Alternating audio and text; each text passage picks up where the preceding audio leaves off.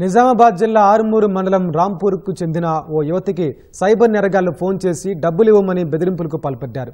యువతి తండ్రి గల్ఫ్లో పనిచేస్తున్నాడు.